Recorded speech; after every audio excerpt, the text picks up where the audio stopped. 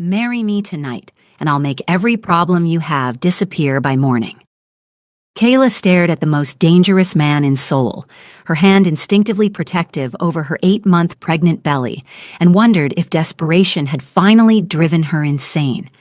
Because Kang Min-jun, the ghost of Gangnam, the man whose name made grown criminals cross themselves, had just proposed marriage to a broke, widowed, very pregnant stranger who'd crashed his club begging for help. "You're joking." Her voice came out steadier than she felt. "I don't joke about contracts, Mrs. Johnson." Min-jun leaned forward, and the low lighting of Club Azure's VIP section caught the edge of a tattoo snaking up his neck, something that looked like dragon scales disappearing beneath his collar. His eyes, God, those eyes were too dark, too knowing, dropped to her swollen stomach before dragging back up with an intensity that made her skin flush. 6 months. You play my devoted wife at business functions. I protect you, pay off your debts, get you safely back to Houston after the baby comes. Simple transaction. Nothing about you is simple. Kayla's heart hammered against her ribs. She'd heard the whispers about this man, how his fiancée died, how he'd disappeared for 3 years, how people who crossed him simply stopped existing. But her late husband's family had frozen every account with her name on it. Their lawyers were bleeding her dry from across the Pacific, and the medical bills from the bombing had destroyed what little savings she'd managed to hide. Too pregnant to fly, too broke to survive, too foreign to navigate Korea's systems alone, and this baby inside her was running out of time. Min-jun smiled then, slow and sharp as a knife. "Smart woman. So here's what you need to understand." He stood, all 6 foot something of lethal grace, and suddenly the air felt too thin. The space between them crackled with something Kayla didn't want to name. "The marriage certificate will be real. The ring will be real. And when I put my hand on you in public..." He paused, and his gaze traveled down her body in a way that made her breath catch. "Everyone will believe you're mine, because you will be." Heat crawled up Kayla's neck. She should run. Should find literally any other option. Why? The question escaped before she could stop it. Why would you need a fake wife? Who said anything about fake? Min-jun's fingers drummed against the table, the only tell that he might be anything other than perfectly controlled. Korean business culture respects family men, not ghosts. I have deals worth hundreds of millions waiting on my respectability. His mouth twisted around the word like it tasted bitter. You need protection. I need legitimacy. We both get what we want. And after 6 months? After 6 months, you go home to Texas with enough money to start over. Clean divorce, no strings. He extended his hand across the table, and Kayla noticed the scars across his knuckles, the dark ink disappearing under his crisp white sleeve. Do we have a deal? But here's what you need to know. Min-jun wasn't telling her everything, not even close. Kayla looked at that outstretched hand. Her baby kicked hard against her ribs, as if voting. Mikkel had been dead 8 months. 8 months since the car bombing outside that Itaewon restaurant. 8 months of the Johnson family lawyers calling her a gold digger, freezing accounts, making sure she couldn't access a dime of Michelle's estate. 8 months stuck in Seoul because she was too pregnant to fly internationally and too broke to afford the ticket anyway. The American embassy had offered sympathy and paperwork that went nowhere. She was living in a hostel in Hongdae, rationing ramyeon, and her prenatal vitamins were almost gone. How do I know you won't? She couldn't finish. Wouldn't say, "Kill me," out loud, even though they both knew what she meant. Something shifted in Min-jun's expression. For just a second, the carefully constructed mask cracked, and Kayla saw something raw underneath. Grief, maybe, or rage so old it had calcified into bone. Because I already failed to protect one pregnant woman. His voice dropped so low she had to lean in to hear it, close enough to catch the scent of his cologne, cedar and something darker, like smoke. I won't fail another, even one foolish enough to walk into my club like she has any right to my mercy. The words should have scared her. Instead, they did something worse. They made her believe him. Kayla took his hand. His fingers closed around hers immediately, warm and possessive, and she felt the calluses that said, this man knew violence intimately. But his grip was careful, gentle even, like she might shatter. "Jalhaesio," he murmured in Korean, his thumb stroking across her knuckles in a way that sent electricity racing up her arm. At her confused look, his lips quirked. "It means well done. You just made the smartest decision of your life, Kayla." Her name in his mouth sounded like a claim. "There's something you should know," Min-jun continued, still holding her hand, still watching her with those unreadable eyes. "The marriage certificate I'm going to have prepared, it won't be fake." "What?" Kayla tried to pull back, but his grip tightened. Not painful, but absolute. "Insurance, in case you get cold feet and run." He smiled, but it didn't reach his eyes. "Under Korean law, you'll be legally bound to me for the full 6 months. After that," he shrugged, "I'll sign whatever papers you want." That's insane, controlling, exactly what everyone had warned her about. Non-negotiable. Min-jun stood but didn't release her hand, instead pulling her up with him. Kayla stumbled slightly, and suddenly she was pressed against his chest, feeling the solid heat of him through his suit. His free hand came to her lower back, steadying her, and she realized just how much bigger he was. Broad shoulders blocking out the club's lights, making her feel small and protected and dangerously aware of every place their bodies touched. "Careful," he said softly, but his eyes had gone dark in a way that had nothing to do with concern. "Can't have my bride falling before I even get a ring on her finger." And right then, something crucial was about to happen that would change everything, but neither of them saw it coming. If you're already hooked on Kayla and Min-jun's story, hit that subscribe button so you don't miss what happens next. Trust me, you'll want to see where this dangerous deal leads. "We leave for the registrar's office in 30 minutes, Min-jun said, finally releasing her but staying close enough that she had to tilt her head back to meet his gaze. "My people will handle the paperwork. You just have to show up and sign." "I don't have any documents. Your security took my—" "I already have copies of everything you need." At her sharp look, he had the audacity to look amused. "What? You think you're the first desperate woman to walk through my door? I did my research the moment you stepped past my velvet ropes, Jaegya." The Korean endearment rolled off his tongue like honey, and Kayla's traitorous body responded with another flush of heat. "What does that mean?" "You'll find out." His smile turned predatory. "Soon. One more thing."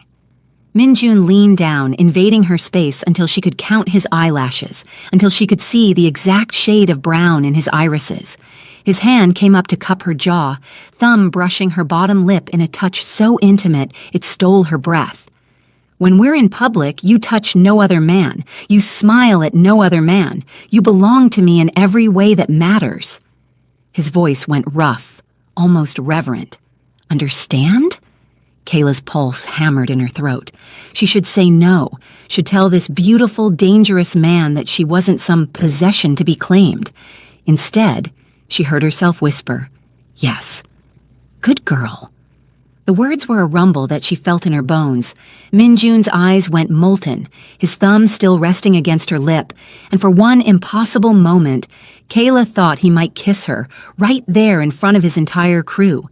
But he stepped back abruptly, all business again, and gestured to one of his men. "Take Mrs. Johnson to the executive suite. Get her something to wear that doesn't look like she's been sleeping in hostels. And someone bring her proper food, galbitang. Something with actual nutrition. She's eating for 2. As Kayla was led away toward the private elevators, she glanced back once. Min-jun stood watching her, backlit by Club Azure's neon glow, looking like Sin wrapped in a Tom Ford suit. His hands were shoved in his pockets, but she could see the tension in his shoulders, the way his jaw clenched like he was holding himself back from something. What she didn't see was the way those hands were clenched into white-knuckled fists, or the Korean he muttered under his breath that roughly translated to, "Forgive me for what I'm about to do." Because Kang Min-jun knew exactly who Kayla Johnson was. He knew her husband Michael had been a weapons dealer working with his rivals. He knew the car bomb had been meant for that rival, and that Michael had simply been collateral damage in a war Kayla didn't even know existed. He knew that his finger had pulled the trigger on the operation that made her a widow, and he knew that the moment she found out the truth, she'd hate him with every fiber of her being. But he'd cross that bridge when he came to it. Right now, he had a wedding to arrange, a woman to protect from enemies she couldn't even name, and a growing obsession he couldn't afford but couldn't seem to stop, even if he was the monster she should be running from. The beef short rib soup was already being prepared upstairs, rich, nourishing, the kind of Korean comfort food that stuck to your ribs. Because whether Kayla Johnson knew it yet or not, Kang Min-jun was about to make her his in every way that mattered. And heaven help anyone who tried to take her from him. The wedding took place in a government office in Gangnam at 11 p.m., which should have been Kayla's first clue that nothing about Kang Min-jun operated within normal boundaries. The registrar was a tired-looking woman in her 50s who didn't even blink when Min-jun's crew filed in behind them, or when he slid an envelope across her desk that was definitely thicker than any legal processing fee. She just stamped documents, had them sign in places marked with neon tabs, and 20 minutes later declared them legally married under Korean law. "Chukahayo," the woman said in Korean, then switched to English for Kayla's benefit. "Congratulations, Mrs. Kang." Mrs. Kang. The name hit Kayla like a physical thing, settling over her shoulders like a coat that didn't quite fit. She looked down at the marriage certificate, all official stamps and Korean characters she couldn't read, and felt the weight of what she'd just done press against her chest. "Breathe," Min-jun murmured, his hand finding the small of her back. The touch was possessive, familiar, like he'd been touching her this way for years instead of hours. His fingers spread wide, thumb stroking small circles against her spine that made her skin prickle with awareness. "You look like you're about to pass out." "I just married a stranger," Kayla whispered back. "A stranger who runs half of Seoul's underworld, so forgive me if I'm having a moment." His lips curved into something that might have been a smile on a different man. On Min-jun, it looked dangerous. "We're not strangers anymore, Jagia. We're legally bound." He leaned closer, his breath warm against her ear, and Kayla caught that scent again, cedar and smoke and something uniquely him. "That means what's mine is yours, and what's yours?" His hand flexed possessively against her back. "Is definitely mine." Heat flooded Kayla's face, pooling low in her belly in a way that had nothing to do with pregnancy. She hated that her body responded to him like this, all racing pulse and hyper-awareness of every point of contact between them. This was a business arrangement, a temporary solution to her very permanent problems. So why did it feel like she'd just signed away more than 6 months? But here's the thing about contracts with dangerous men. They always cost more than you think. Min-jun guided her out of the office with his hand still burning against her lower back, and Kayla noticed how his men fell into formation around them without being told. Like they'd done this 1,000 times, like protecting what belonged to Kang Min-jun was second nature. The ring came out of nowhere. They were halfway to the car when Min-jun stopped abruptly, reached into his jacket, and produced a black velvet box. "Almost forgot," he said, but the way he watched her said this was anything but forgetfulness. Kayla's breath caught as he opened it. The ring inside was stunning, a flawless diamond surrounded by smaller stones that caught the streetlight and threw fractured rainbows across his fingers. It looked old, expensive, real. "Min-jun, I can't—" "You can." He plucked the ring from its cushion and reached for her left hand. "You're my wife now. You wear my ring." His fingers circled her wrist, and Kayla felt her pulse jump under his touch. He noticed. She saw his eyes darken, saw the slight hitch in his breathing. "Besides, every business associate I have will be looking for this. Can't have them questioning the legitimacy of our arrangement." He slid the ring onto her finger slowly, deliberately, his thumb caressing the sensitive skin of her palm as he did. The band fit perfectly, like it had been made for her, and that thought sent a shiver down her spine. "How did you know my size?" Kayla asked, staring at the diamond glittering on her hand. Min-jun's smile was all predator. I know everything about you, Yobo. The endearment, wife, rolled off his tongue like a promise and a threat. Height, dress size, the fact that you take your coffee with too much cream and not enough sugar, that scar on your left knee from falling off your bike when you were 7, your mother's maiden name.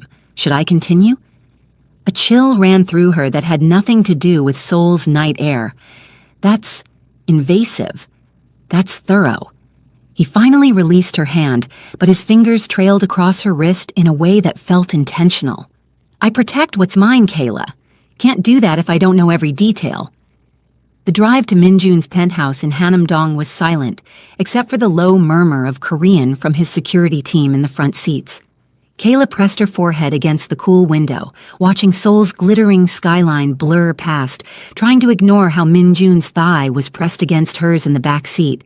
The car was spacious, enough that he didn't need to sit this close, but he did anyway. What are you thinking? His voice cut through her thoughts, and she felt, rather than saw him, shift closer. Kayla glanced at him.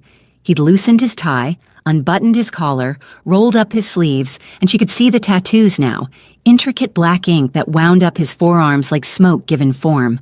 Dragons, she realized. Traditional Korean dragons intertwined with what looked like tiger lilies, and Korean characters she couldn't read.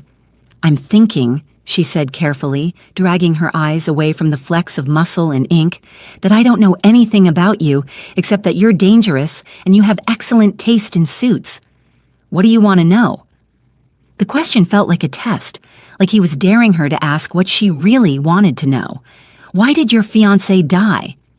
The air in the car changed instantly. Minjun's jaw tightened, and for a second, Kayla thought he might not answer. His hand, resting on his thigh, curled into a fist tight enough that his knuckles went white. Then, because I was too slow. His voice went flat, emotionless in a way that told her it was anything but. I had intelligence about the hit. I moved her to a safe house in Busan, but they'd already planted the bomb in her car the day before, and I didn't check thoroughly enough. He met Kayla's eyes, and what she saw there made her breath catch.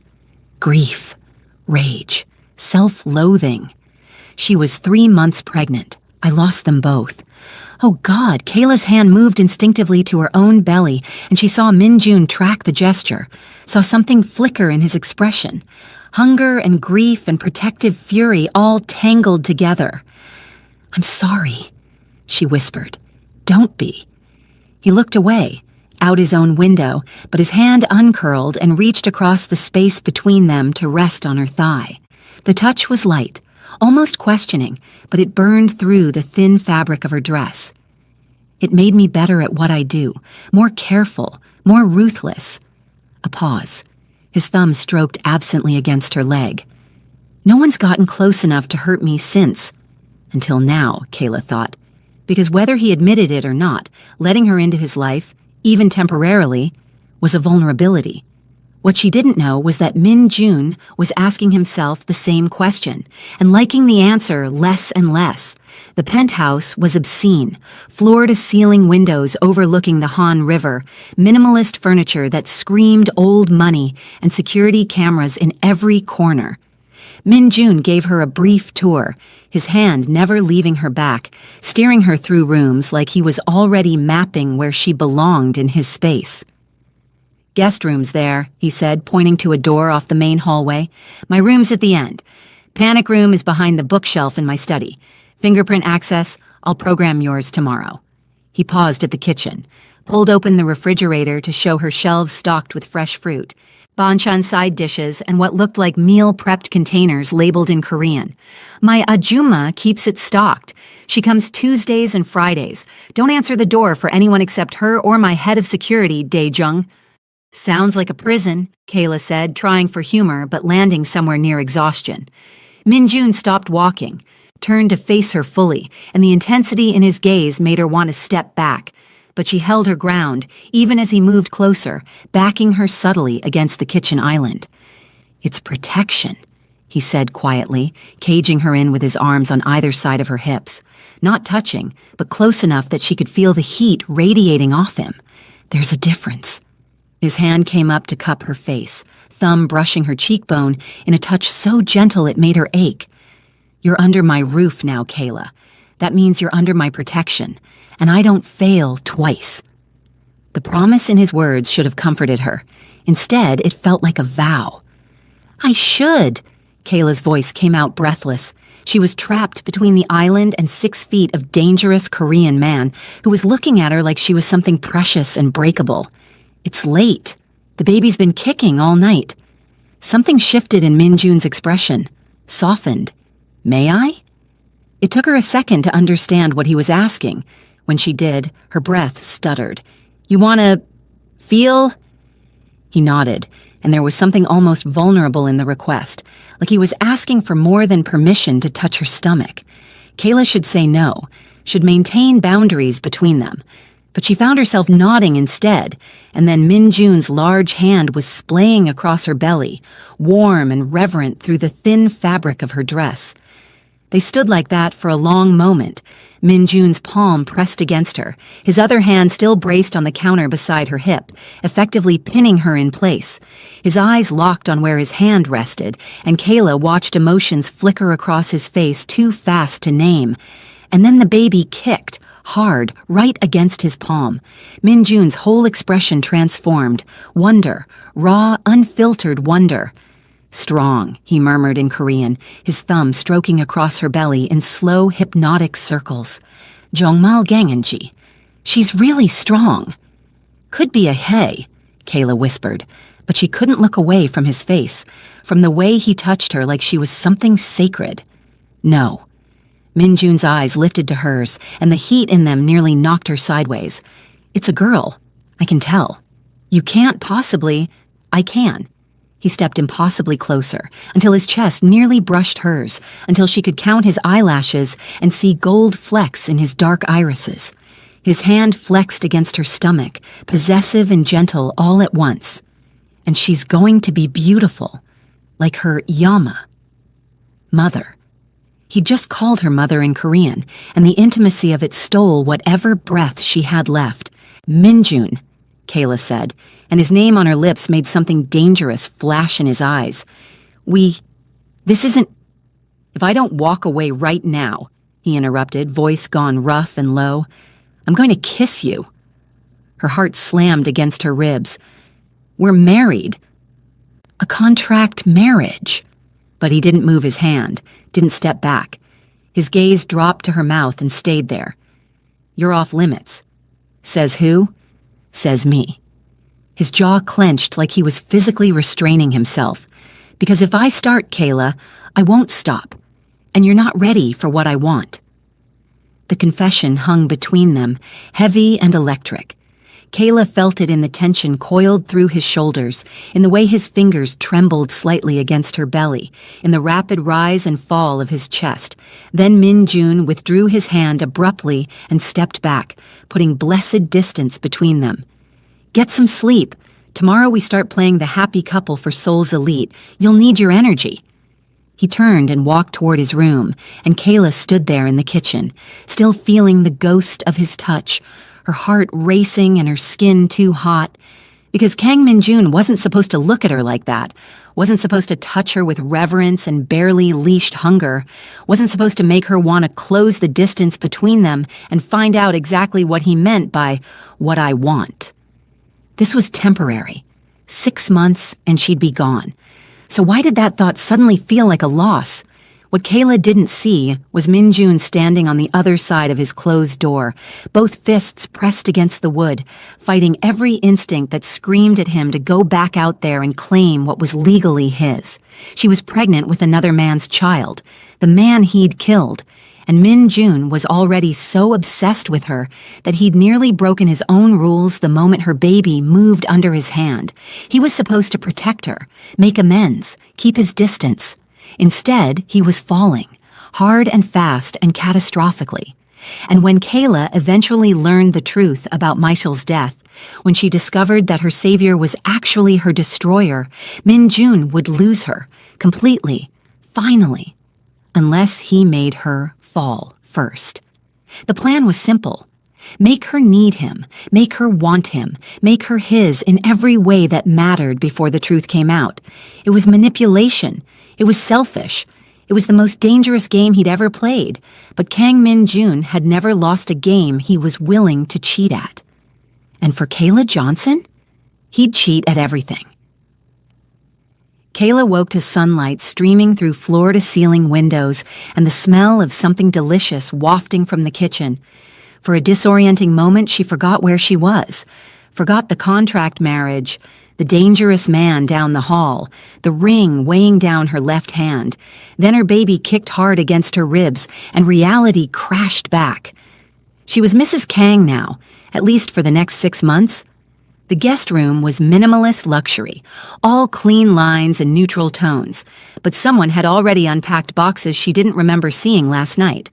Her toiletries lined the bathroom counter, maternity clothes hung in the closet, tags still attached. Innie, exactly her size. On the nightstand sat prenatal vitamins, a bottle of water, and a note in sharp, masculine handwriting. Take these. Breakfast in 20 minutes. We have a fitting at noon. MJU's. Bossy. But Kayla's stomach growled traitorously at the mention of food, so she showered quickly, pulled on one of the new dresses, soft cotton that actually fit her swollen belly comfortably, and followed her nose to the kitchen. What she found made her stop short in the doorway.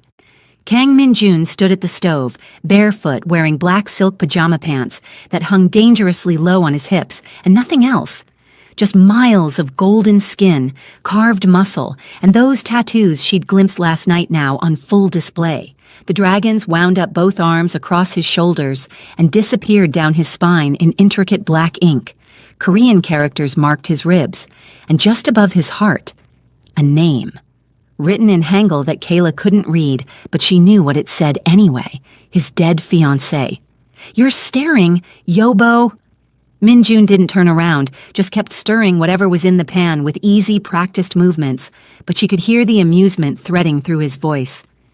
You're half naked in your kitchen, Kayla shot back, forcing herself to look anywhere but at the flex of muscle in his back, the dip of his spine, the way those pants sat just low enough to make her mouth go dry. What did you expect? Appreciation, maybe. He glanced over his shoulder, and the smile he gave her was pure sin. Slow and knowing and entirely too aware of what he was doing to her. I'm making you Guérin Marie, rolled eggs, my Yama's recipe. She swore by it when she was pregnant with me. Despite herself, Kayla moved closer, drawn by the smell and, if she was honest, by him.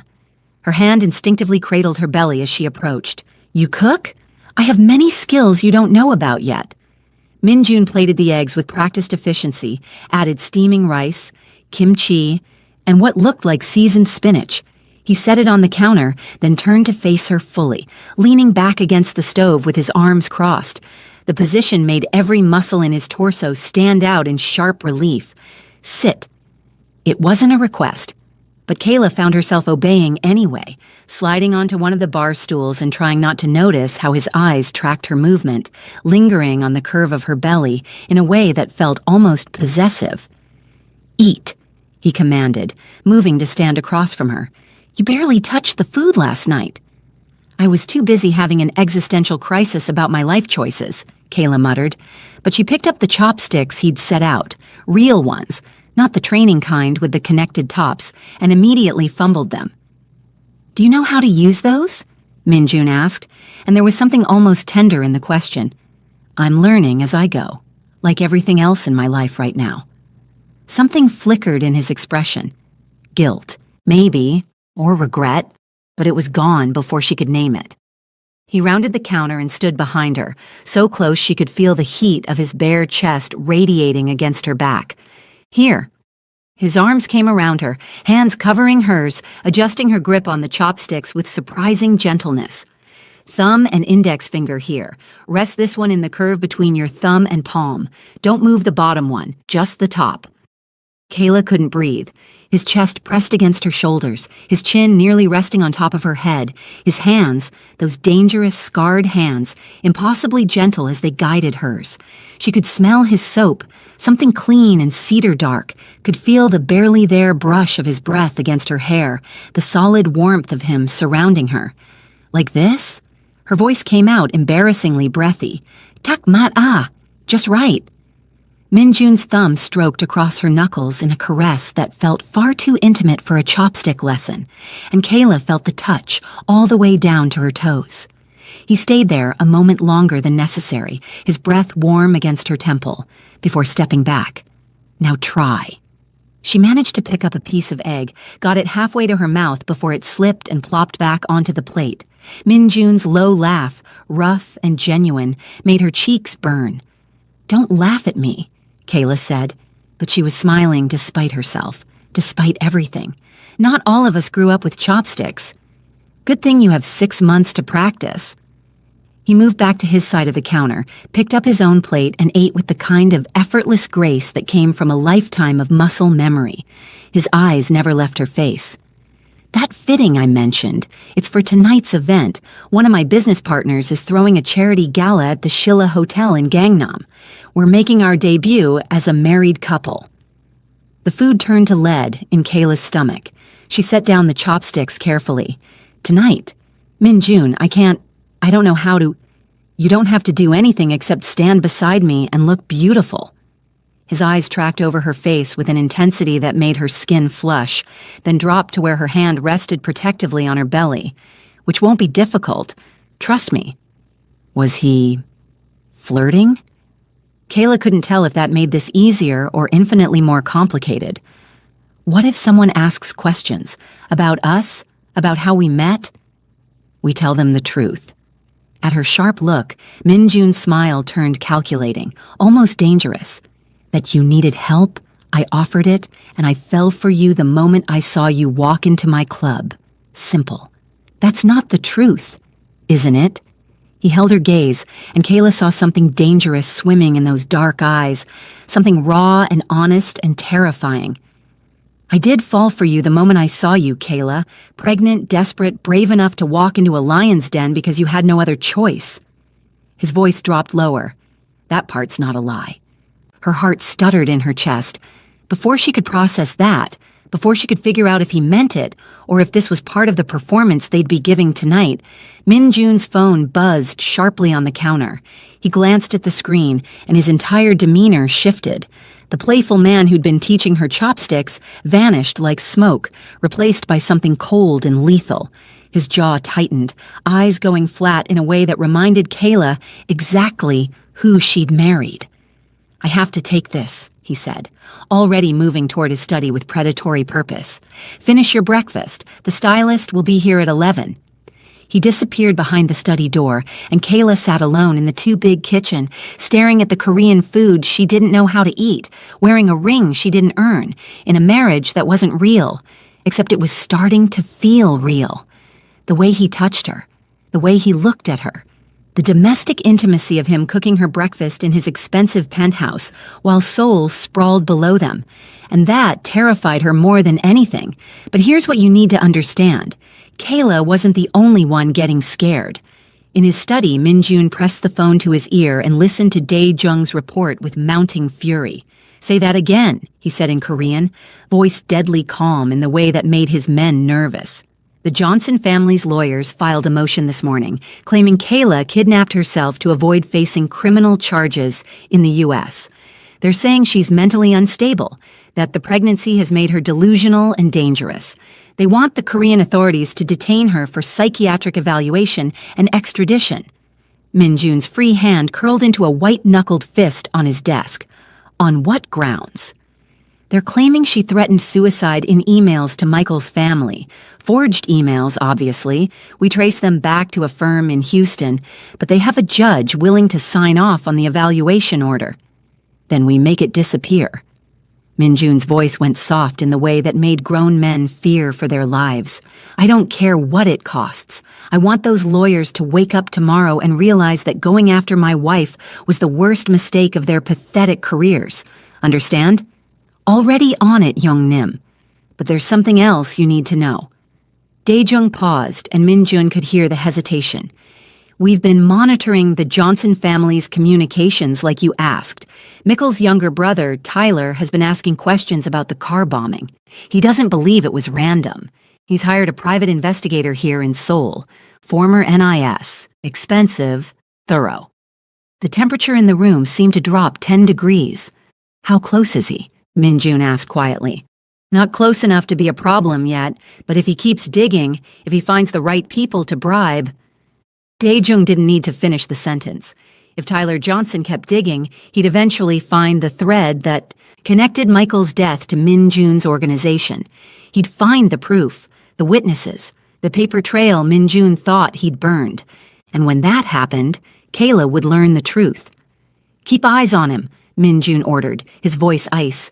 I want to know everywhere he goes, everyone he talks to, every question he asks, and if he gets within a mile of Kayla, if he even breathes her name. Understood, young Nim. Minjun ended the call and stood there in the silence of his study, staring at the security monitor that showed Kayla in his kitchen. She was struggling with the chopsticks again, one hand protective over her belly, her face scrunched in concentration. That was somehow adorable. She looked like she belonged there, in his space, in his life, in his future. And Minjun was running out of time to make that permanent before his past destroyed any chance he had. The fitting turned out to be an entire production.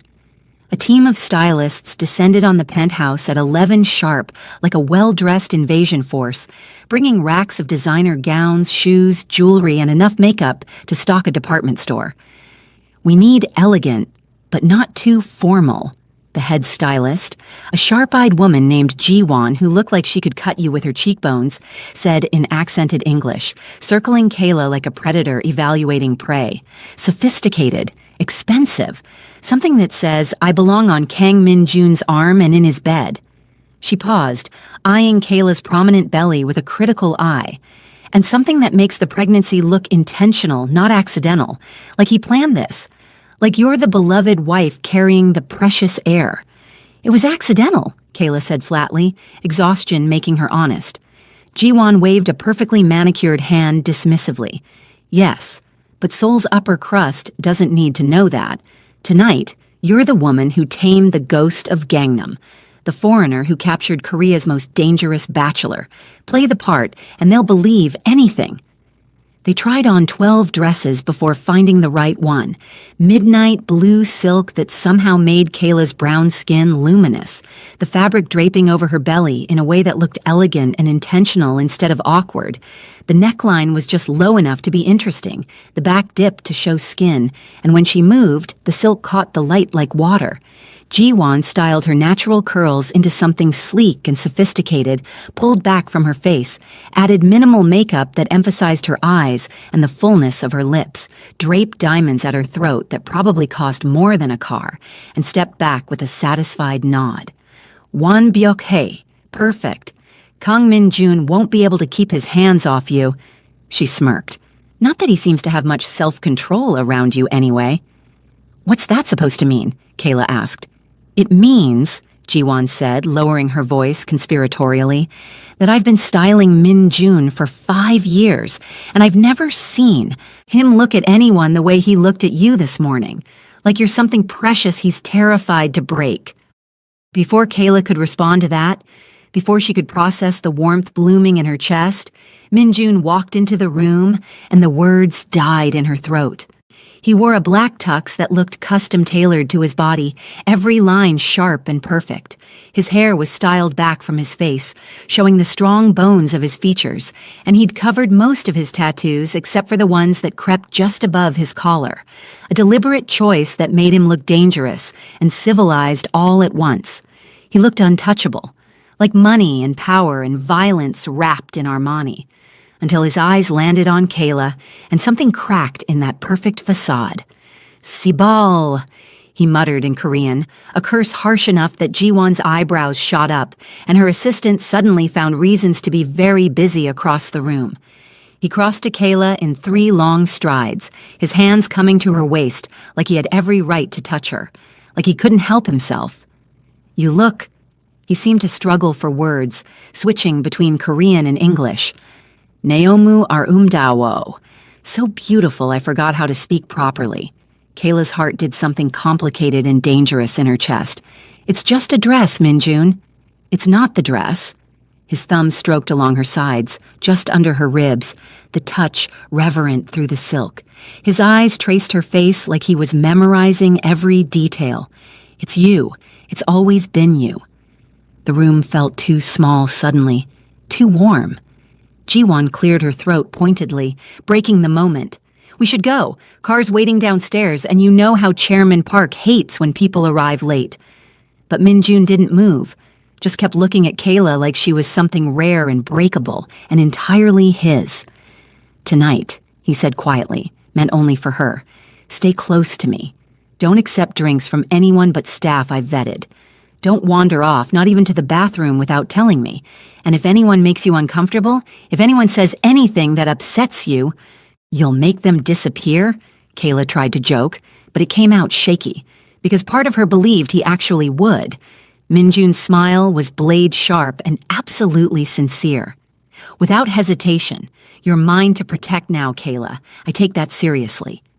And as he led her toward the elevator, his hand possessive and warm on her lower back, Kayla realized something terrifying. She was starting to like being his, starting to crave his touch, his attention, the way he looked at her like she was the center of his universe. Even though she absolutely knew that this couldn't last, that in 6 months she'd be back in Houston, and this would all be a fever dream she'd remember on lonely nights. What she didn't know was that across Seoul, Tyler Johnson was landing at Incheon Airport with a carry-on full of questions and a heart full of suspicion. And he was bringing a private investigator who specialized in finding truths that powerful men wanted buried. The kind of truths that destroyed lives, the kind Minjun had killed to protect. The Shilla Hotel's ballroom glittered like something out of a fairy tale. Crystal chandeliers, floor-to-ceiling windows overlooking Seoul's skyline, and enough wealth concentrated in one room to fund a small country. Kayla felt every eye turn toward them as Min Jun guided her inside, his hand burning possessively against her lower back. "Smile," he murmured against her ear, his breath warm. "Ne yop iseo, just stay by my side." But staying by his side proved harder than expected. The moment they entered, Min Jun was swarmed by men in expensive suits, business partners, rivals, politicians, all wanting a piece of Korea's most elusive power broker. And every single one of them stared at Kayla like she was a puzzle they couldn't solve. "So this is the woman who finally captured our ghost," said an older man with silver hair and a smile that didn't reach his eyes.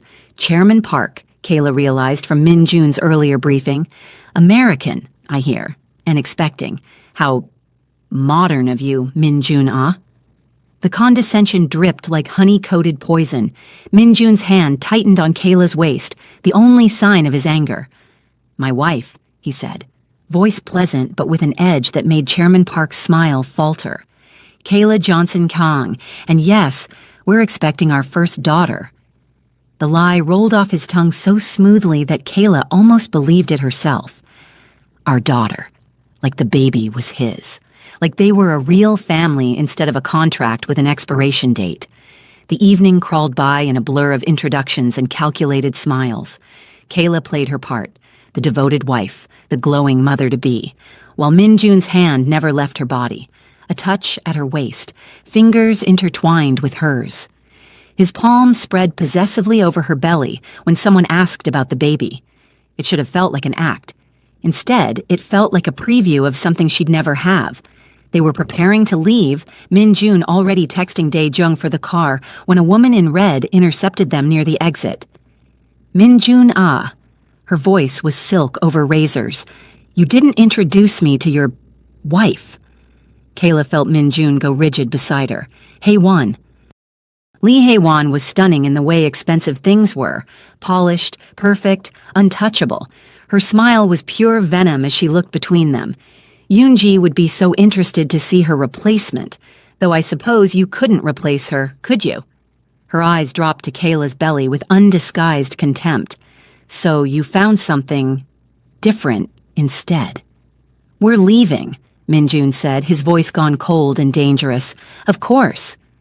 Haewon's smile sharpened like a blade. "Do give my regards to the ghost of your first family. I'm sure they're watching from wherever failed dreams go." Minjun's jaw clenched so hard Kayla heard his teeth grind, but he just steered her toward the exit with controlled precision. They didn't speak in the elevator, didn't speak in the car. The silence stretched taut as a wire until they reached the penthouse. "She didn't mean anything," Minjun finally said as they stepped inside. "Haewon is bitter. Yoonji's death." "I know." Kayla kicked off the heels that had been torturing her swollen feet. "I'm not upset about her." "Then what?" "I'm tired, Minjun. Tired of pretending. Tired of playing a part." She stopped, because what could she say? Tired of wanting this to be real? That was pathetic. Just tired. Something flickered in his expression. Hurt, maybe. But before he could respond, his phone buzzed, then again and again in rapid succession. Minjun pulled it out, his face going carefully blank as he read. "I need to check something in my study. Get some rest. The explosion of sound came from downstairs. The lobby, Kayla realized with dawning horror. Shouting, glass breaking, heavy footsteps, more shouting in rapid Korean. Minjun moved faster than she'd ever seen, grabbing her arm and pulling her toward his study. "Panic room, now!" "What's happening?" "Armed men in the building." His voice was utterly calm, even as chaos erupted below them. "Standard security protocol. Could be rival family. Could be nothing. But I'm not taking chances with you." He pressed his thumb to a panel behind the bookshelf, and a section of wall slid open to reveal a reinforced door. Inside, the panic room was bigger than Kayla expected. Converted bedroom with monitors showing security feeds, a small bathroom, supplies stacked neatly on shelves. Minjun guided her to the bed, his hands gentle despite the urgency. "Stay here. Lock it behind me. Don't open for anyone except—" "You're leaving?" Kayla's hand shot out, grabbing his wrist. Fear clawed up her throat as she watched armed figures flood the lobby on the security monitors. "Minjun, you can't. I have to coordinate security. Make sure—" "No." Her grip tightened, knuckles white. On the monitors, she could see Minjun's security team taking defensive positions. "You said it yourself. Could be nothing. Could be a drill. Your men can handle it." She pulled him closer, her heart hammering against her ribs. "Please, don't leave me alone." Something cracked in Minjun's expression. He looked at the monitors, at her face, at her hand trembling around his wrist. Then he stepped fully into the panic room and sealed the door behind him with a heavy metallic thunk. "Daejung," he said into his phone, switching to Korean. Kayla caught fragments. "Handle it. Report every 15 minutes. No one comes near this floor." He ended the call and turned to her, his expression softer. "We wait. That's all we can do." But here's what they didn't know yet. Waiting was about to become the most dangerous thing they'd ever done together. The first hour passed in tense silence, Minjun glued to the monitors while Kayla paced the small space.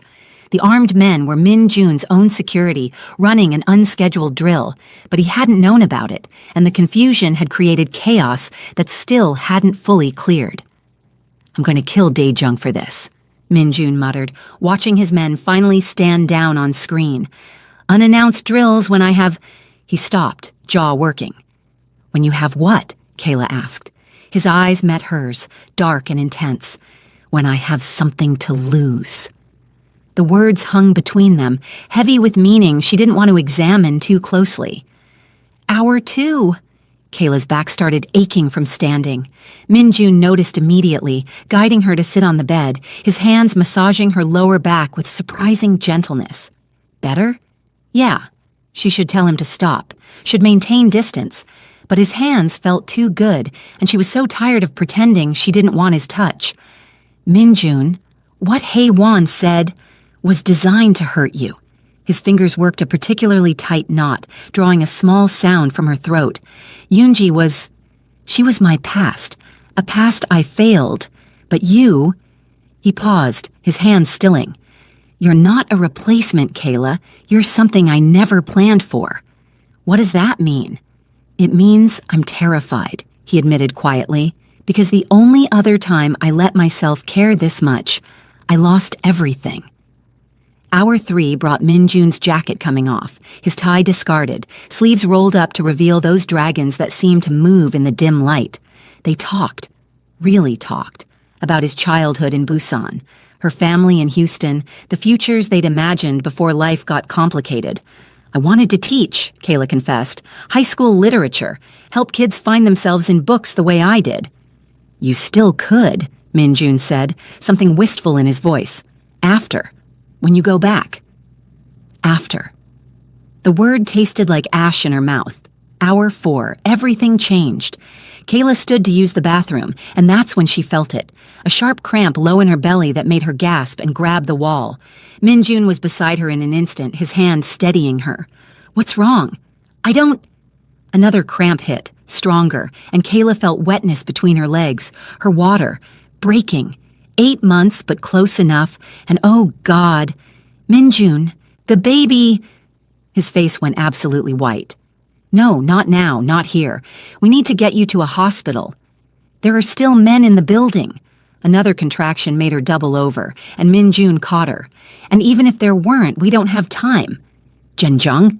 The curse was harsh as he lifted her to the bed with shaking hands. Okay, I've done this before. I can... His voice cracked. I can do this.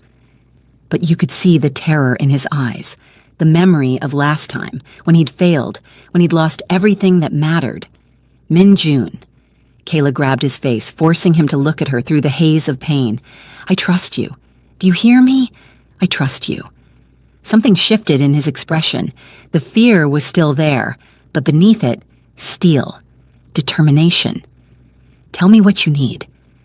The next 3 hours were a blur of pain and pressure, and Minjun's voice, steady and sure, walking her through each contraction. He called Dae-jung for supplies from the penthouse's medical kit, towels, scissors, clean sheets, anything that might help. His hands never shook as he helped her through each wave of pain, his voice switching between Korean prayers and English encouragement. Jalhago isyo, he murmured, wiping sweat from her forehead with a cool cloth.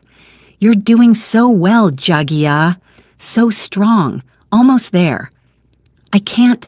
Kayla sobbed through another contraction that felt like it was splitting her in half. Minjun, I can't... You can. His hand found hers, let her squeeze until his bones creaked. You're the bravest person I've ever met. Walking into my club pregnant and desperate. Marrying a monster to save yourself. You can do anything. His other hand pressed against her belly, feeling the contraction peak and ebb. Just a little more. I've got you. I've got both of you. And when the final push came, when her daughter entered the world with a furious cry that filled the panic room like a battle song, it was Minjun's hands that caught her.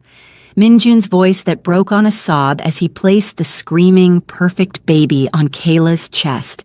She's here! He whispered, tears streaming down his face unchecked. Your daughter is here. Urital, our daughter. She's perfect. She's... His voice broke completely. Gomawo, thank you. Thank you for letting me be here.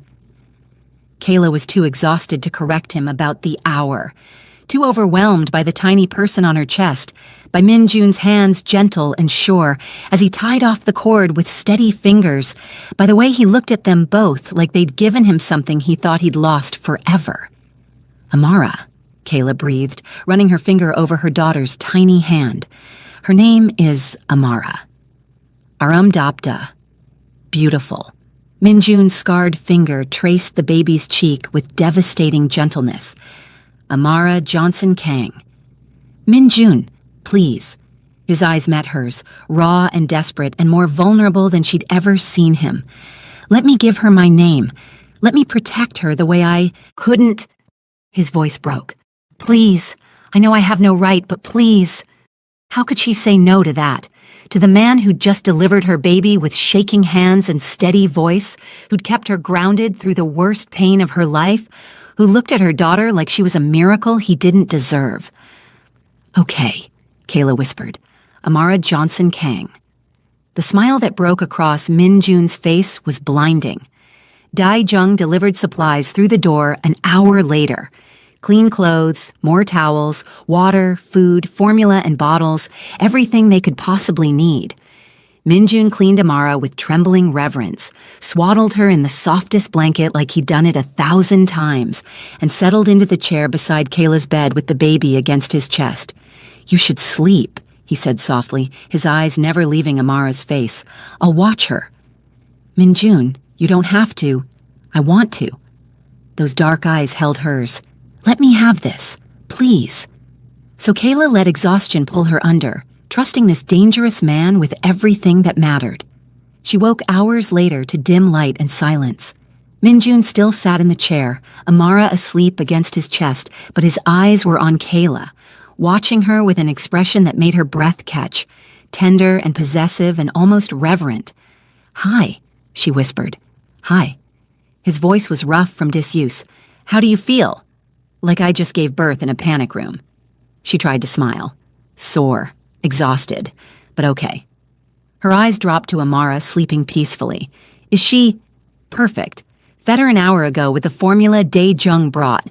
Changed her twice. She's got your nose." Minjun's finger traced the baby's cheek with devastating gentleness. "And your stubborn streak. Screamed bloody murder until I figured out she wanted to be held a specific way." His smile was soft. "She's already got me wrapped around her tiny finger." Kayla's heart did something dangerous in her chest. "Minjun, I need to tell you something." He stood carefully, settling Amara in the bassinet Dae-jung had somehow procured, then moved to sit on the edge of Kayla's bed. His hand found hers, warm and solid. "These past 6 hours, watching you bring life into the world, holding your daughter, seeing you trust me with something so precious." His thumb stroked across her knuckles. "I can't pretend anymore, Kayla. I can't pretend this is just a contract, that you're just a business arrangement, that I don't—" He stopped, jaw working like the words were fighting to get out. "I'm falling for you, maybe already fell. And I know that's not part of our deal. I know you'll leave in 6 months, but I needed you to know, even if it changes nothing." Kayla's breath caught. She should pull away, should remind him this was temporary, should protect her heart before it was too late. Instead, she reached up and cupped his face, feeling the scratch of stubble against her palm. "I'm falling too." The confession hung between them, dangerous and true and absolutely terrifying. Minjun's eyes darkened, his gaze dropping to her mouth with naked want. "Kayla," he said, voice rough with desire and restraint. "I want to kiss you so badly right now I can barely think straight." "Then kiss me." He did, deep and desperate and achingly tender all at once. His hand cradled her face like she was something precious, his mouth tasting hers like he was starving for it, but forcing himself to go slow. Kayla's fingers tangled in his hair, pulling him closer despite the exhaustion singing through her bones. "Saranghae," Minjun breathed against her lips. "I love you. God help me, I love you, Kayla." The words hit her like a freight train. "Minjun," "You don't have to say it back." He kissed her again, softer this time.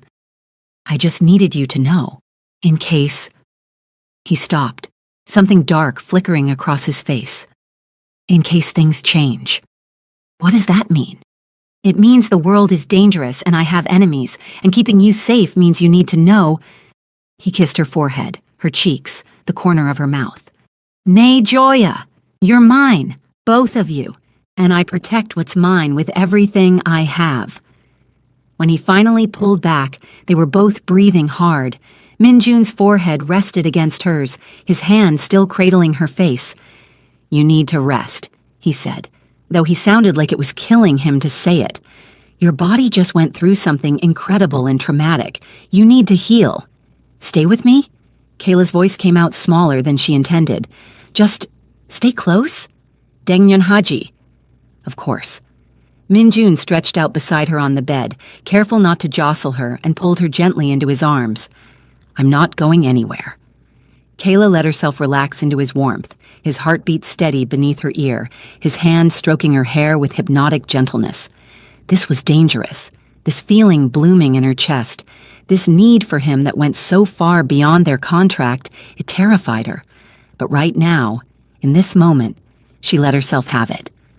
"When I'm healed," she whispered against his chest, feeling bold and reckless and entirely too honest. When the doctor says it's okay, when you're healed, Minjun interrupted, his voice dropping to something dark and promising, I'm going to show you exactly how I feel about you, in ways that have nothing to do with contracts or arrangements. His hand flexed against her back. But not before. I won't risk hurting you, understand? Kayla nodded, heat flooding through her despite her exhaustion. Good girl, he murmured, and she felt the words all the way to her bones. Now sleep. I've got you. So she did, trusting him completely, and let herself dream of a future that could never be. What Kayla didn't know, couldn't possibly know as sleep claimed her, was that in 6 weeks, when her body had healed and Minjun made good on that dark promise, she'd conceive again. That she'd end up pregnant with his child while still nursing her first daughter. That she'd be bound to him in ways that went so far beyond a contract it would be almost laughable. But that was 6 weeks away. Right now, Minjun held the woman he loved and the daughter he'd claimed as his own, and let himself believe he could keep them both safe. Let himself believe the past wouldn't destroy everything. Across Seoul, Tyler Johnson and his private investigator were staring at surveillance footage from the night Michael died.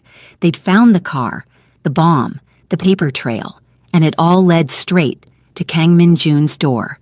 The truth was coming, fast and brutal and inevitable.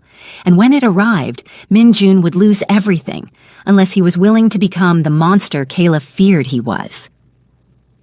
6 weeks changed everything and nothing. Kayla stood in Minjun's kitchen, their kitchen now if she was being honest, watching him bounce Amara against his shoulder, while simultaneously directing his security team in rapid Korean over his headset. The juxtaposition should have been absurd. Seoul's most dangerous man in designer sweatpants, a spit-up cloth over his shoulder, arguing about perimeter protocols while patting a baby's back with practiced ease. Instead, it was devastatingly attractive. Anyo, Minjun said sharply into the headset. I said northeast corner, not yes there. And tell Daejung if he schedules another unannounced drill, I'm demoting him to street surveillance. He paused, listening. Then his expression softened as he looked down at Amara. Jaljaseo, Ejia. Did you sleep well, little one? Amara cooed in response, her tiny fist grabbing at the dragon tattoo visible above his collar. 6 weeks of this. 6 weeks of watching Kang Min-jun transform into something she'd never expected. A father. He changed diapers at 3 a.m. without complaint, learned to swaddle better than the nurses who'd come for postpartum checkups, sang Korean lullabies in a voice rough with tenderness that made Kayla's chest ache, protected Amara with a fierceness that bordered on obsessive, triple-checking the locks, installing additional cameras in the nursery, personally vetting every single person who came near the penthouse. And he looked at Kayla like she'd hung the moon and stars just for him. You're staring again, Yobo, Minjun said without looking up, a smile playing at his lips. You have baby drool on your shoulder, Kayla shot back, fighting her own smile. Just observing. Liar. He finally met her eyes, and the heat in his gaze made her skin flush despite the morning light. You're thinking about what Dr. Kim said at your checkup yesterday. Kayla's breath caught. The 6-week checkup. The one where Dr. Kim had declared her fully healed. The one where Min-jun had sat beside her, hand gripping hers tight enough to hurt, listening intently as the doctor explained she was cleared for all normal activities. The look Min-jun had given her when they left that office had promised things that made her pulse race even now. Maybe, Kayla admitted, moving closer. Amara reached for her immediately and Kayla took her daughter, breathing in that perfect baby smell. Or maybe I'm thinking about how you've been sleeping in the guest room for 6 weeks like a perfect gentleman. Not that perfect. Min-jun's voice dropped lower as he moved into her space, one hand coming to rest on her hip while the other stroked Amara's back. They stood like that, a family, her brain supplied helpfully, his thumb tracing small circles against Kayla's hip bone through her sleep shirt. I've been counting down the days, hours, minutes. His eyes darkened, waiting for you to be ready, trying not to think about all the ways I want you. I'm ready, Kayla whispered, and watched his control visibly fracture. The air between them went electric. Min-jun's hand tightened possessively on her hip, his other hand curling into a fist against Amara's back like he was physically restraining himself. Kayla... Amara chose that moment to spit up spectacularly down both their shirts. Min-jun blinked, looked down at the mess, then started laughing, deep and genuine and entirely too attractive. I think our daughter has opinions about timing. Our daughter. He said it so naturally now, like Amara had always been his. And maybe, in all the ways that mattered, she was. The Johnson family had stopped their legal harassment the moment Kayla's marriage certificate appeared. Min-jun's lawyers had made sure of that. Michael's parents wanted nothing to do with their granddaughter. But Min-jun, he'd claimed Amara from the moment he caught her in his hands.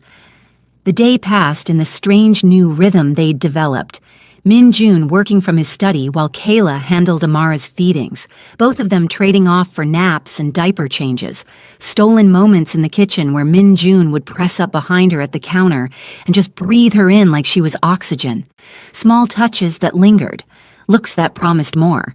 He'd been so careful with her these past 6 weeks, sleeping in the guest room despite the way his eyes followed her around the penthouse, keeping his kisses chaste even when she could feel the hunger vibrating through him, giving her space to heal while simultaneously making her fall deeper in love with every tender gesture, every 3 a.m. feeding where he'd bring her water and sit with her in the dark, every Korean lullaby he sang to, Amara in that rough voice.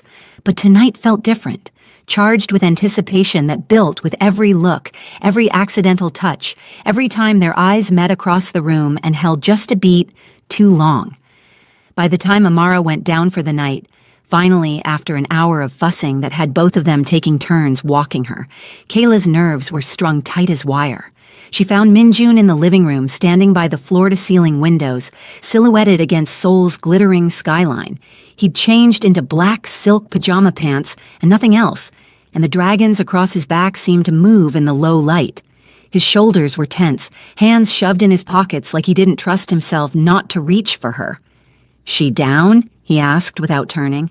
"Out cold. Fed, changed, should sleep at least 3 hours if we're lucky." Kayla moved closer, her bare feet silent on the hardwood, her heart hammered against her ribs. "Min-jun." He turned then, and the expression on his face stole her breath. Raw want mixed with tenderness, mixed with something that looked almost like fear. "I need you to be sure," he said quietly, and she could hear the restraint in his voice, see it in the tension coiled through his body. "Because once I start, Kayla, I won't want to stop, and this changes everything between us. No more pretending it's just a contract. No more—" She kissed him, rose on her toes and pressed her mouth to his, cutting off his words with the answer he needed. Min-jun made a sound low in his throat, surprise and hunger and relief all tangled together. And then his hands were in her hair, angling her head as he deepened the kiss with barely leashed desperation. It was different from the kisses in the panic room. This was slower, more deliberate, like he was savoring every second while simultaneously trying not to devour her whole. "Bedroom," he murmured against her lips, his voice gone rough. "I want you in my bed, where you belong, where I've been dreaming about you for 6 weeks. But what Min-jun didn't say, what he couldn't say, was that he needed this. Needed to claim her completely before the truth he'd been hiding destroyed everything. His bedroom was all dark wood and floor-to-ceiling windows, the city lights painting patterns across the massive bed. Min-jun guided her backward until her knees hit the mattress, his hands spanning her waist, his mouth never leaving hers. "Tell me if anything hurts," he said, easing her down onto the bed with careful reverence, his body covering hers. "If you need me to stop, if it's too much, Min-jun." Kayla pulled him down harder, reveling in the solid weight of him, the heat of his skin against hers, the way his breathing had gone ragged. "I'm not fragile. Dr. Kim cleared me. I want this. I want you." Something cracked in his expression, control giving way to raw need. "Sarange," he breathed, kissing her jaw, her throat, the sensitive spot below her ear that made her gasp and arch into him. "I love you so much it terrifies me. Naomu Sarange." "I love you too," Kayla whispered, and felt him shudder against her like the words had undone him. What happened next was slow and achingly intimate. Min Jun worshipping her with hands and mouth, and whispered Korean that sounded like prayers. He mapped her body like he was memorizing it, like he'd been starving for this and wanted to savor every moment. His touch was gentle but possessive, his mouth hot and demanding, and Kayla lost herself in the sensation of being completely, thoroughly loved.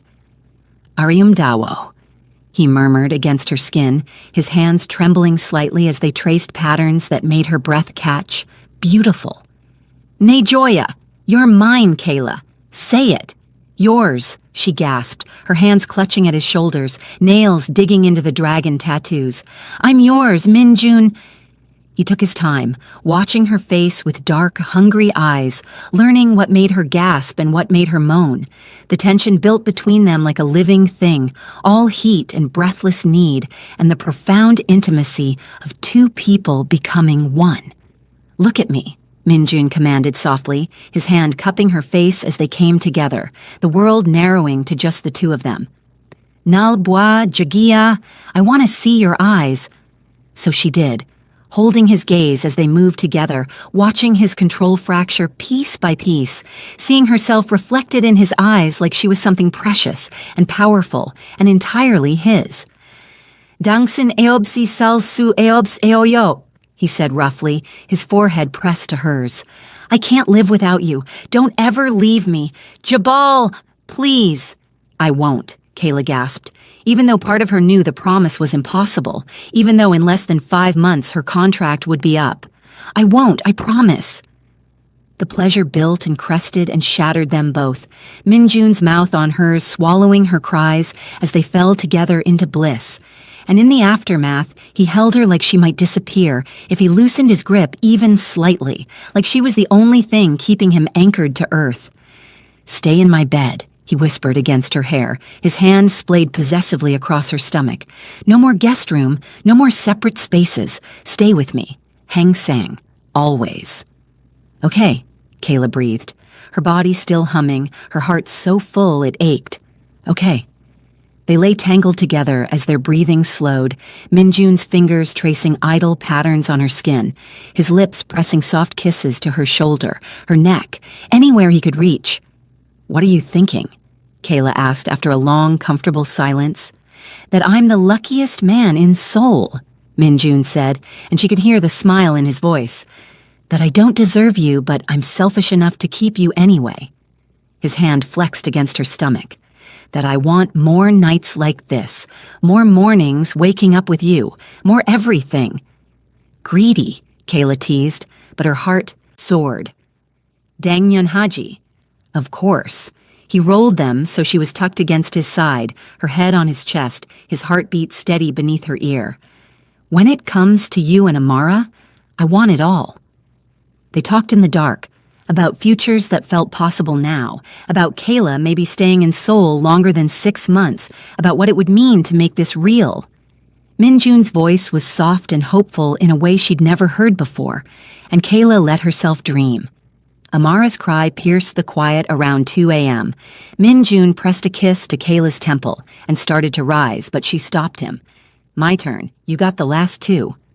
She slipped out of bed, pulling on his discarded shirt that hung to her thighs, and padded to the nursery next door. Amara settled quickly after a feeding, and Kayla stood there in the dim light of the nursery, rocking her daughter, feeling something profound shift inside her chest. This was her family now. Min Jun and Amara and the life they were building together in this Seoul penthouse. The contract that had brought her here felt like a distant memory. This was real. This mattered. She didn't know it yet, but in that moment, new life was already taking root inside her. The second pregnancy, the universe, and one very passionate night, had decided she needed. When Kayla returned to bed, Min Jun pulled her close immediately, his arm banding around her waist, his hand settling on her stomach in a gesture that was becoming familiar. I love you, he murmured, already half asleep. Saranghae Yobo. I love you too, Kayla whispered back, and let herself believe this could last forever. What she didn't see was the way Min Jun's eyes opened in the dark after her breathing evened out. the way guilt flickered across his face, the way his hand tightened protectively on her stomach like he was trying to hold on to something that would slip through his fingers. Because Min Jun knew what Kayla didn't. The truth was a ticking time bomb. And Tyler Johnson was in Seoul, asking questions, getting closer to answers that would destroy everything. Min Jun had maybe a week, 2 if he was lucky, and he still hadn't figured out how to tell the woman he loved that he was the reason she became a widow in the first place. Some sins, he was learning, didn't wash away with love. They just waited in the dark for the perfect moment to strike. Across Seoul, in a modest hotel in Itaewon, Tyler Johnson was reviewing files his investigator had compiled. License plates, shell companies, witness statements, and a paper trail that led straight to Kang Min Jun's organization. He pulled out his phone and typed a message to a number he'd obtained through less than legal means. Found proof. Your husband's death wasn't random. Ready to know the truth? He hesitated over the send button, his finger hovering. Then he pressed it. The message flew through the digital ether toward Kayla's phone, sitting on Min Jun's nightstand. And the clock started ticking on their borrowed happiness. Kayla woke to sunlight streaming through Min Jun's bedroom windows and an empty bed. Her hand reached for him automatically, finding only cool sheets and a note on his pillow in that sharp, masculine handwriting. Emergency meeting in Busan. Back by dinner. Daejung is outside if you need anything. Sarange. MJ Ray. She smiled despite herself, running her finger over the Korean. I love you.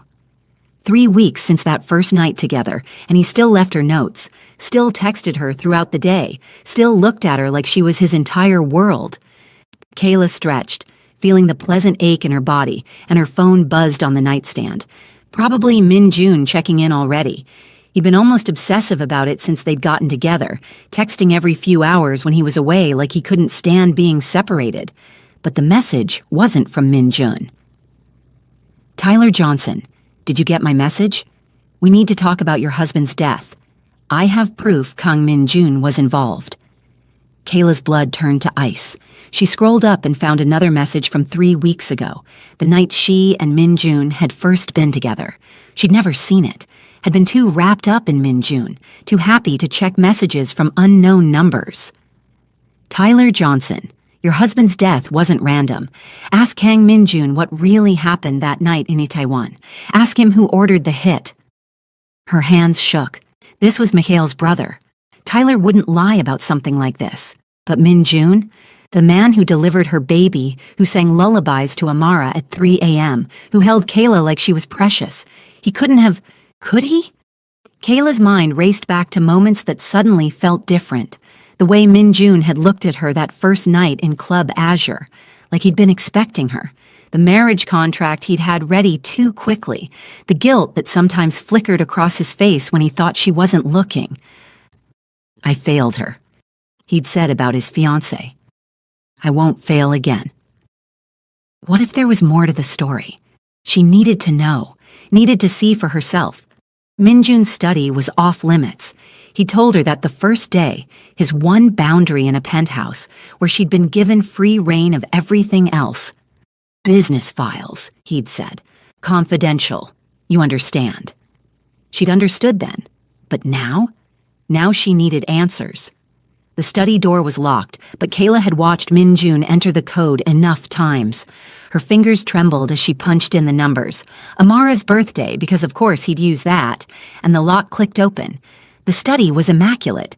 Minimalist desk, wall of monitors showing security feeds, and filing cabinets that probably contained enough dirt to bury half of Seoul's elite.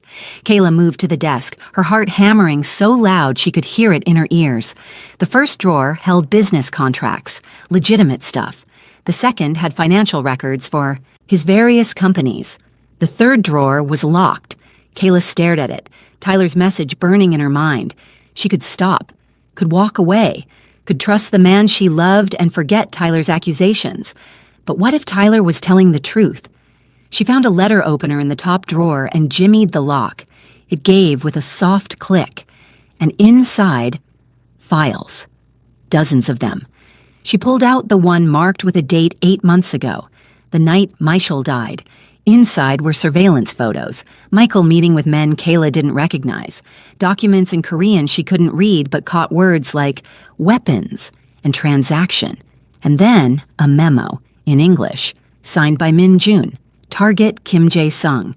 Location Sarang Restaurant, Itaewon. Method vehicle explosive. Collateral acceptable if necessary to eliminate threat. The date matched. The location matched. Collateral acceptable. Michael had been collateral. The file slipped from Kayla's numb fingers, papers scattering across the floor. She backed away from the desk like it had burned her chest too tight to breathe. He knew. Min Jun had known exactly who she was when she walked into Club Azure, had known he'd made her a widow, and he'd married her anyway, slept with her, made her fall in love with him, made her pregnant with his child. Because Kayla knew, had known for a week but hadn't told him yet, wanting to surprise him. The morning sickness, the exhaustion, the tender breasts, all the signs she recognized from her first pregnancy. She was carrying the baby of the man who'd killed her husband. Looking for something? Kayla spun. Min Jun stood in the doorway, still in his suit from the Busan meeting, his face carefully blank, but his eyes were devastated. "You weren't supposed to be back until dinner," she said, her voice hollow. "Meeting ended early. I wanted to surprise you." His gaze dropped to the scattered files on the floor, and something crumpled in his expression. "Looks like you surprised me instead." "Is it true?" Kayla's voice broke. "Did you kill Mitchell?" Min Jun's jaw tightened. For a long moment he said nothing, and Kayla watched him wage some internal war. Then, "The bomb was meant for Kim Jae-sung, a weapons dealer who'd killed 3 of my men and was about to sell arms to a group planning an attack on a Seoul subway station." His voice was flat, emotionless in a way that made it worse. Michael was his associate, trading modified assault rifles and explosives. He was in the car when the bomb went off. I didn't know he'd be there specifically, but I knew the risk of collateral damage when I authorized the operation. Collateral damage. Kayla's laugh was bitter, edged with hysteria. "That's what my husband was to you? Collateral damage?" "He was a criminal, Kayla." Min Jun took a step forward, hands raised like he was approaching a wounded animal. "He was trafficking weapons that would have killed innocent people. Families, children. He was my husband." She was screaming now, tears streaming down her face. "And you killed him. Then you married me, you slept with me, you made me love you, Her voice cracked. "You made me believe this was real. It is real." Min Jun's composure finally broke, his voice rough with desperation. "I never meant for Mikhail to die. When I saw you in my club, 8 months pregnant and desperate, I thought I could protect you, make amends for what I'd done. But then I fell for you and I couldn't—" He stopped, running a hand through his hair. "I couldn't tell you the truth because I was terrified of losing you, of losing this, of you looking at me exactly like you're looking at me now. Like you're a monster?" Kayla grabbed the nearest thing, a paperweight, and hurled it at him. Min Jun dodged and it shattered against the wall. "Because that's what you are. You lied to me. Every day, every night, every time you touched me. You knew." "Because I'm a coward." His voice cracked, and Kayla saw tears streaming down his face. "Because I love you more than my own life, and I knew this truth would destroy us. But I should have told you. Should have given you the choice. I'm sorry. Myeonhae, I'm so sorry." "Sorry doesn't bring him back." Kayla pressed a hand to her stomach, feeling the secret she'd been so excited to share turn to poison. "I'm pregnant with your baby, and I—" A sob escaped her throat. "How can I raise a child with someone who murdered their father?" Min Jun's face went white. "Imsin, you're—" His hand reached out instinctively, then dropped when she flinched away. "Kayla, please, don't!" She held up a hand, backing toward the door. "Don't say my name. Don't touch me. Don't." The room spun. "I need to leave. I need to take Amara and go somewhere you can't find us." "You're in no state to drive, to travel. Please, just—" Min Jun's hands clenched into fists at his sides, and she saw him physically fighting for control. "Stay tonight. Process this. Then if you want to leave tomorrow, I won't stop you." His voice dropped to something raw and broken. But know this, I will protect you and our children for the rest of my life, even if you hate me, even if you never want to see me again. You're still mine, Kayla, and I protect what's mine." The possessiveness in his words should have scared her. Instead, it made her want to hit him and kiss him and scream all at once. "I can't look at you right now," Kayla whispered. "I can't. I need time. I need to think." She fled the study, grabbed Amara from her crib, and locked herself in the guest room she hadn't used in weeks. Her phone buzzed, Tyler calling, then Min Jun texting. "I'm sorry, I'm so sorry, I love you. Please don't leave. Please." Kayla turned off her phone and held her daughter close, crying into Amara's soft hair. Because she loved him. God help her, she still loved the man who destroyed her life. Loved him enough that her heart was breaking into 1,000 pieces. Loved him enough that the thought of leaving made her physically ill. But how could she stay with someone who'd lied to her from the very beginning? Hours passed. Amara fussed, and Kayla fed her, changed her, rocked her. Outside the door, she heard Min Jun pacing. Heard him on the phone speaking rapid Korean, his voice rough like he'd been crying. Kayla sat in the darkness of the guest room, one hand on her sleeping daughter, the other on her flat stomach, where Min Jun's child was growing. 2 babies, 2 lives that would forever tie her to a man who'd killed her husband. But here's what kept circling in her mind. Mikkel had been trafficking weapons. The documents in that file had been clear. He'd been working with criminals, trading arms that would kill innocent people. The Meisel she'd married, the charming investment banker from Houston, had been a lie. Just like her marriage to Min Jun had started as a lie. Maybe they'd both been married to ghosts. A soft knock. "Kayla?" Min Jun's voice was hoarse. "I'm not asking you to forgive me. I know I don't deserve it, but please, eat something. For the baby, please." She heard him set something down outside the door, heard his footsteps start to retreat, then stop. "I spoke to my lawyers," he said quietly. "I can dissolve our marriage by tomorrow morning, set up accounts in your name, enough money that you and the children will never want for anything. You can go back to Houston or stay in Seoul. Whatever you choose, I won't fight you." A pause. "I just want you safe, even if that means safe from me." His footsteps finally faded. Kayla waited 10 minutes, then cracked the door. A tray sat there. Miok guk, the seaweed soup Korean women ate postpartum, though she wasn't postpartum anymore. Prenatal vitamins, water, fresh fruit, a note. "I know you're pregnant. Daejung mentioned you've been sick in the mornings, and I should have put it together sooner. I'm sorry I wasn't there for you these past weeks, like I was with Amara. Please take care of yourself and our baby. I love you, even if you can't love me anymore. MJ." The tears came again, hot and bitter. She brought the tray inside and forced herself to eat. If only for the baby. Amara slept peacefully, oblivious to the fact that her world was falling apart. Kayla's phone buzzed again, Tyler persistent. She finally answered. "Kayla." His voice was tight with barely controlled emotion. "Did you read my messages? Did you confront him?" "Yes," she said, dully. "Then you know he murdered Michael, that he's been lying to you this entire time." Tyler's voice turned urgent. "I'm filing for emergency custody of Amara tomorrow morning. She's my brother's daughter, and she shouldn't be raised by the man who killed her father. Pack a bag. I'll have a car pick you up." "What?" Kayla's blood ran cold. "Tyler, you can't." "I can and I will. I have evidence. Proof that Kang Min-jun is unfit. A judge will agree." His voice softened. "Kayla, you're a victim here too. Come home. Bring Amara. Leave that monster behind." He hung up before she could respond. Kayla stared at her phone, Tyler's words echoing. Emergency custody.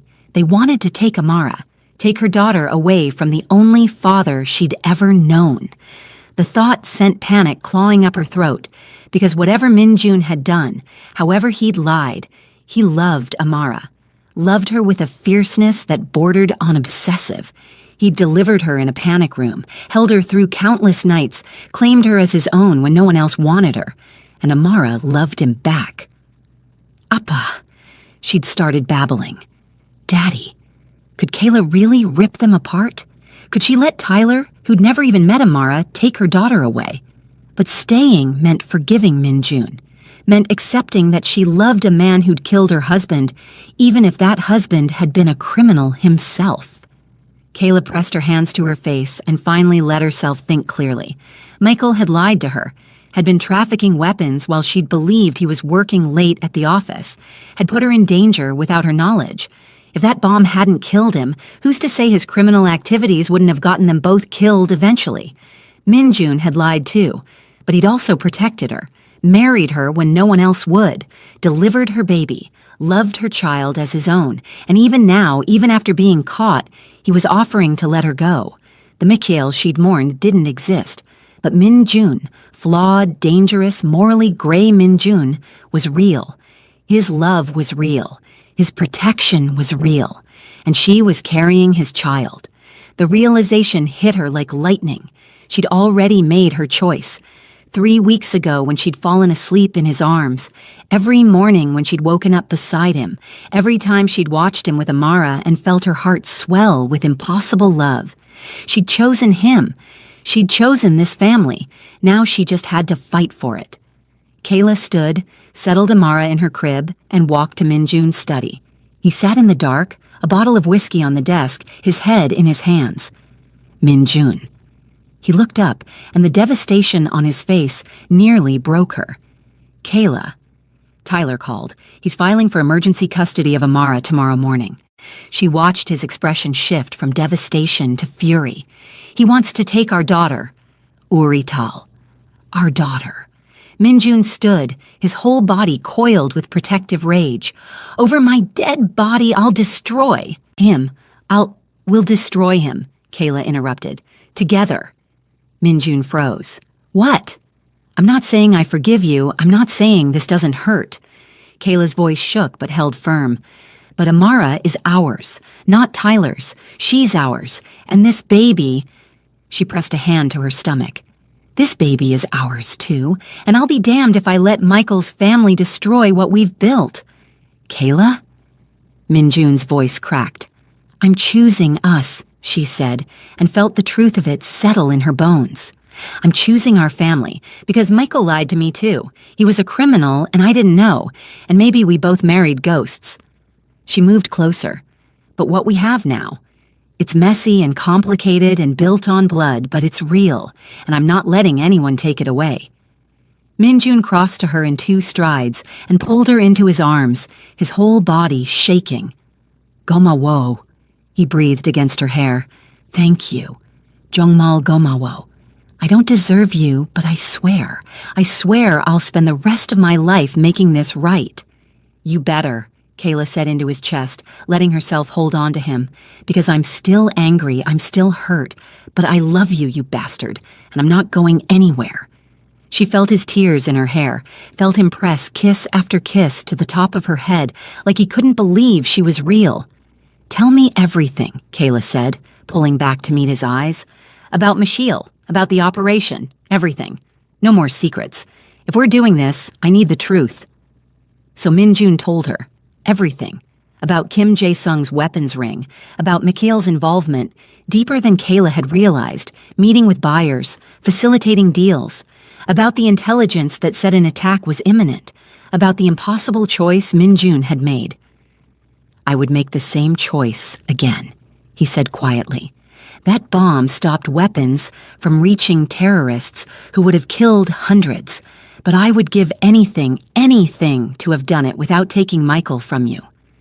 Kayla absorbed it all, and slowly, painfully, she understood. It didn't erase the hurt, but it gave her context, gave her the truth she'd needed. We fight Tyler together, she said finally, and then we figure out how to heal. Deal? Deal. Min-jun cupped her face. Saranghae, I love you so much. I know. She let him kiss her. Soft and desperate and full of promise. Now let's save our family. The custody hearing the next morning was brutal. Tyler's lawyer laid out everything. Min-jun's criminal connections, the weapons operation, Michael's death. But Minjun's lawyers were better, showing that Amara had been legally adopted, that Kayla had consented, that Tyler had shown no interest in his niece until now. And then Kayla took the stand. "Mr. Johnson," the judge said, "your brother is deceased. Mrs. Kang, formerly Mrs. Johnson, has remarried. She and her husband have legally adopted the child. On what grounds are you seeking custody?" Tyler's jaw clenched. "Your Honor, I believe my niece is in danger." "From the man who delivered her in an emergency?" Kayla interrupted, ignoring her lawyer's warning look. "From the man who's gotten up every night for 3 months to feed her and change her? From the man who loves her more than his own life?" She met Tyler's eyes. "Your brother was my husband, and I mourned him, but he lied to me about who he was, and Kang Min-jun, whatever else he is, has been honest about loving my daughter. Our daughter." The judge studied them both, Kayla fierce and protective, Min-jun's hand tight on hers. "Motion denied," she said finally. "Mrs. Kang has made her choice clear. This child has a stable home and parents who love her. Mr. Johnson, I suggest you make peace with your sister-in-law rather than trying to tear apart her family." Tyler's face went red with rage, but it was over. He'd lost. Outside the courthouse, Min-jun pulled Kayla into his arms. "Gomawo," he breathed, "for fighting, for choosing us. Always," Kayla said. "We're a family. That means we fight together."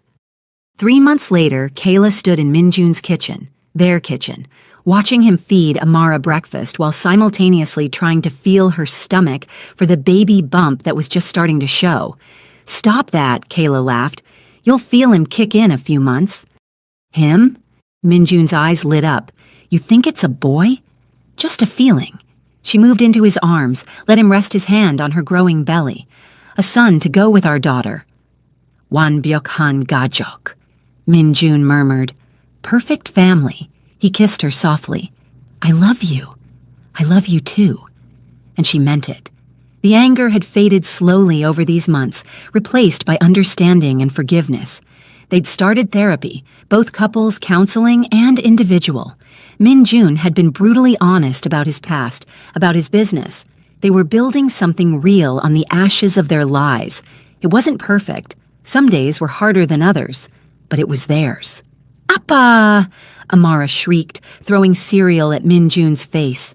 He laughed, deep and genuine, and Kayla felt her heart swell. This was her life now.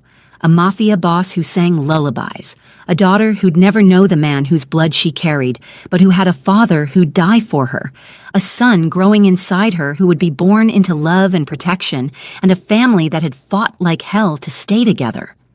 "What are you thinking?" Min-jun asked, pulling her closer. "That I'm exactly where I'm supposed to be," Kayla said. "That we're going to be okay." "Deng Nyon Haji." "Of course." Min-jun kissed her again, longer this time until Amara started complaining for attention. "We already are." And looking at her family, messy and complicated and absolutely perfect, Kayla finally believed it. They were going to be more than okay. They were going to be happy. So what do you think? Did Kayla make the right choice? Drop a comment and tell me if you're team forgiveness or team revenge. And if you love this twisted love story, subscribe for more dangerous heroes and the strong women who tame them.